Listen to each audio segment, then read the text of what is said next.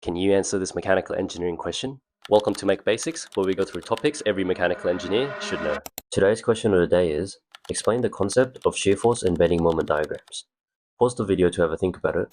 I will reveal the answer in 3, 2, 1. Let's define what a shear force and bending moment is first. I think of shear as internal sliding force between two sections of a beam. If you cut a beam, shear force is what tries to slide one side up or down relative to the other. Bending moment is what causes the beam to bend or curve. It's basically the internal torque at a section. When loads act on a beam, it creates shear force, which in turn creates bending moment. This bending moment then causes deflection.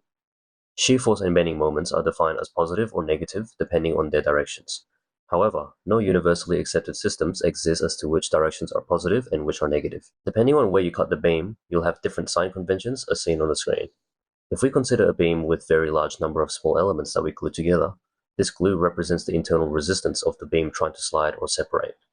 Each thin element exerts forces and transmits bending moment to its adjacent elements in such a way that it maintains equilibrium. If we have a beam with length x with a distributed load w and take a piece of element of that beam with length dx, the free body diagram of the element will have both shear and bending moment acting on both sides as seen on the screen. If we consider the equilibrium forces first, we will end up with dv over dx equals negative w. This means that the shear force rate of change is equal to the distributed load. Next, we consider the equilibrium moments about the center of the left face of the element. When we simplify, we end up with dm over dx equals v. This relationship means that the rate of change in bending moment is equal to the shear force. So what do these relationships mean visually?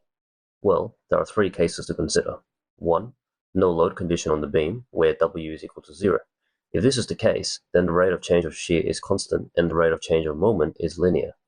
Case number 2. There is a constant uniform distributed load on the beam, where W is a constant. Therefore, rate of change of shear will be linear and rate of change of moment will be quadratic. You may ask, why is it quadratic? Well, we know dV over dx is equal to W. If we integrate that, we will get V as a function of x equals Wx plus C for a constant. If we substitute this to dm over dx equals v function of x and integrate it, we will end up with this equation. The x squared term is the quadratic function, hence the parabola. Case number 3 is when we have a point load on the beam. In this case, there will be a sudden jump in shear, but the moment will remain continuous, but the slope changes. On the screen is an example of both shear force and bending moment diagrams for a beam with a 7 kN point load. If you found this video useful, don't forget to like and follow to see more content like this one.